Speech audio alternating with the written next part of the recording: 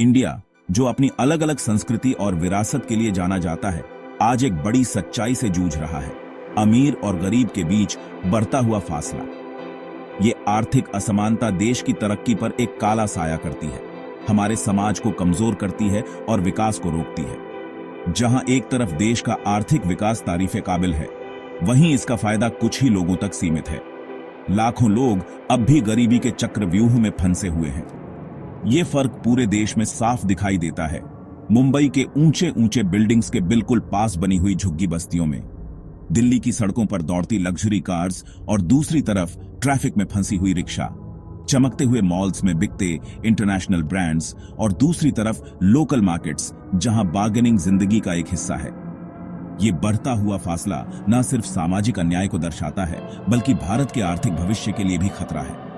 ये उस इक्वालिटी और इंक्लूसिविटी की नींव को हिलाता है जिस पर देश बना था। ये सोशल अनरेस्ट और अस्थिरता को बढ़ावा देता है। हाशिए पर पड़े लोगों की खामोशी सत्ता के गलियारों में गूंजती है, अटेंशन और एक्शन की मांग करती है। वक्त आ गया है कि इस गंभीर मुद्दे को एक्नॉलेज करें और कॉन्क्रीट स्टेप्स उठाएं। इस खाई को पाटना जरूरी है, न सिर्फ सामाजिक न्याय के लिए, बल्कि पूरे देश के आर्थिक विकास के लिए भी। भारत को प्रोग्रेस करना है तो जरूरी है कि विकास का फल सभी तक पहुंचे। भारत में अमीर और गरीब के बीच बढ़ता फासला एक कॉम्प्लेक्स इश्यू है, जिसकी जड़ें बहुत गहरी हैं। इन रूट कॉजेज को समझना इफेक्टिव सॉल्यूशंस ढूंढने और एक इक्विटेबल सोसाइटी बनाने की दिशा में पहला कदम है। इनकम में बहुत ज्यादा डिस्पैरिटी इसकी सबसे बड़ी वजह है। मुट्ठी भर लोगों के पास धन का जमावड़ा होना, जबकि ज्यादातर लोग अपनी जरूरतें पूरी करने के लिए संघर्ष कर रहे हैं, इनइक्वालिटी को बढ़ावा देता है। क्वालिटी एजुकेशन की कमी इस समस्या को और एग्जैसरबेट करती है। शिक्षा लोगों को एम्पावर करती है, उन्हें गरीबी से बाहर निकलने के लिए स्किल्स और नॉलेज से लैस करती है। लेकिन लाखों भारतीयों के लिए क्वालिटी एजुकेशन एक सपना ही है, जिसकी वजह से पॉवर्टी पीढ़ी दर पीढ़ी चलती रहती है। एजुकेशन की कमी खास तौर पर रूरल एरियाज और मार्जिनलाइज्ड कम्युनिटीज में देखी जाती है, जो इस खाई को और चौड़ा करती है। सरकारी नीतियां वेल इंटेंशन्ड होने के बावजूद इनइक्वालिटी के रूट कॉजेज को एड्रेस करने में अक्सर नाकाम रही हैं। कई मामलों में उन्होंने अनजाने में ही इस समस्या को और बढ़ावा दिया है।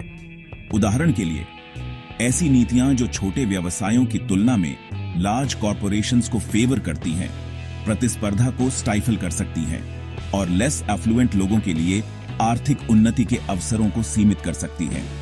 इसी प्रकार इनएडिक्वेट सोशल सेफ्टी नेट्स और हेल्थ केयर सर्विसेज तक सीमित पहुंच पूर को डिस्प्रोपोर्शनेटली प्रभावित करती है, उन्हें डिप्रिवेशन के स्पाइरल में धकेलती है। इन्फ्लेशन इस आग में घी का काम करती है, जो गरीबों को डिस्प्रोपोर्शनेटली प्रभावित करती है और उनकी परचेसिंग पावर को कम करती है। भोजन, ईंधन और आवास जैसी एसेंशियल कमोडिटीज की राइजिंग कॉस्ट से लो इनकम फैमिलीज के लिए अपनी जरूरतें पूरी करना मुश्किल हो जाता है, जिससे उन्हें हेल्थ केयर और एजुकेशन जैसी बेसिक नेसेसिटीज से समझौता करना पड़ता है। इससे एक विशेष साइकिल बनता है, जहां गरीबी और गरीबी को जन्म देती है और अमीर और गरीब के बीच की खाई चौड़ी होती जाती है। जहां कई कारण भारत में अमीर और गरीब के बीच की खाई को चौड़ा करने में योगदान देते हैं, वहीं सरकारी उपेक्षा और नीतिगत विफलताएं इस मुद्दे को एग्जैसरबेट करने में महत्वपूर्ण भूमिका निभाती है। इनइक्वालिटी के रूट कॉजेज को एड्रेस करने के लिए पॉलिटिकल विल की कमी, सोशल वेलफेयर प्रोग्राम्स में इनएडिक्वेट इन्वेस्टमेंट के साथ मिलकर एक ऐसा माहौल बनाया है जहां यह खाई लगातार चौड़ी होती जा रही है। गवर्नमेंट नेग्लेक्ट का एक सबसे बड़ा उदाहरण पब्लिक एजुकेशन और हेल्थ केयर में इनएडिक्वेट इन्वेस्टमेंट है।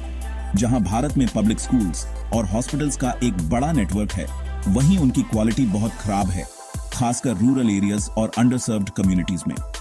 क्वालिटी पब्लिक सर्विसेज तक एक्सेस की कमी गरीबों को महंगे प्राइवेट ऑल्टरनेटिव्स पर निर्भर रहने के लिए मजबूर करती है, उन्हें कर्ज में धकेलती है और पॉवर्टी के साइकिल को परपेचुएट करती है। इसके अलावा सरकारी नीतियां अक्सर धन के इक्विटेबल डिस्ट्रीब्यूशन की तुलना में इकोनॉमिक ग्रोथ को प्रायोरिटाइज करती हैं, जबकि रैपिड इकोनॉमिक ग्रोथ भारत जैसे डेवलपिंग नेशन के लिए एसेंशियल है। यह सुनिश्चित करना महत्वपूर्ण है कि इस विकास का लाभ समाज के सभी वर्गों तक पहुंचे। हालांकि जीडीपी ग्रोथ को बूस्ट करने पर सोली फोकस करने वाली नीतियां अक्सर मार्जिनलाइज्ड की नीड्स को एड्रेस करने में विफल रहती हैं, जिससे हैव्स और हैव नॉट्स के बीच की खाई चौड़ी होती जाती है। गवर्नेंस में ट्रांसपेरेंसी और अकाउंटेबिलिटी की कमी इस समस्या को और एग्जैसरबेट करती है। भ्रष्टाचार, ब्यूरोक्रेटिक इनएफिशिएंसी और गरीबों की कंसर्न्स को एड्रेस करने के लिए पॉलिटिकल विल की कमी एक ऐसा माहौल बनाती है जहां इनइक्वालिटी बढ़ती है। अकाउंटेबिलिटी की यह कमी सरकार में पब्लिक ट्रस्ट को कम करती है और डेमोक्रेसी के फैब्रिक को इरोड करती है। सरकार को सोशल जस्टिस को प्रायोरिटाइज करना चाहिए और यह सुनिश्चित करना चाहिए कि उसकी पॉलिसीज और प्रोग्राम्स मार्जिनलाइज्ड को अपलिफ्ट करने और एक इक्विटेबल सोसाइटी बनाने के लिए डिजाइन्ड हों। भारत में अमीर और गरीब के बीच बढ़ता फासला सिर्फ एक सोशल इशू नहीं है, यह एक गंभीर आर्थिक खतरा है। जबकि अक्सर भारत को एक राइजिंग इकोनॉमिक पावर हाउस के रूप में देखा जाता है, लेकिन इसकी असली पोटेंशियल इस ग्रोइंग डिस्पैरिटी से स्टाइफल्ड हो रही है। वेल्थ के अनइक्वल डिस्ट्रीब्यूशन का देश की जीडीपी पर डायरेक्ट और डेट्रीमेंटल इंपैक्ट पड़ता है, जो इसके लॉन्ग टर्म इकोनॉमिक ग्रोथ और स्टेबिलिटी को कम करता है। इनइक्वालिटी जिन सबसे महत्वपूर्ण तरीकों से जीडीपी को इंपैक्ट करती है, उनमें से एक ओवरऑल कंजम्पशन को कम करना है।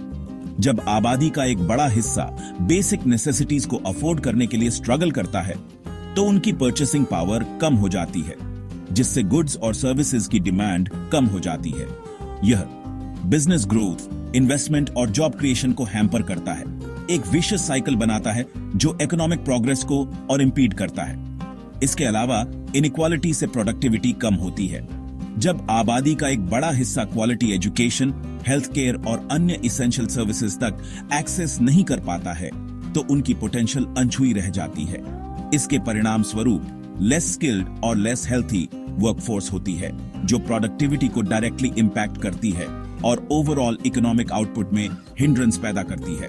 सस्टेन्ड इकोनॉमिक ग्रोथ के लिए एक हेल्थियर, मोर एजुकेटेड वर्कफोर्स जरूरी है। इसके अलावा वाइडनिंग गैप इन्वेस्टमेंट को डिस्करेज कर सकता है। इन्वेस्टर्स अक्सर हाई लेवल्स ऑफ इनइक्वालिटी वाले मार्केट से वेरी रहते हैं, क्योंकि यह social instability, reduced consumer demand और श्रिंकिंग मिडिल क्लास को इंडिकेट करता है। इन्वेस्ट करने की यह रिलक्टेंस इकोनॉमी को मच नीडेड कैपिटल से डिप्राइव कर सकती है, जो ग्रोथ और डेवलपमेंट को और हिंडरिंग करती है। एक हेल्थी इकोनॉमी के लिए एक थ्राइविंग मिडिल क्लास बहुत जरूरी है।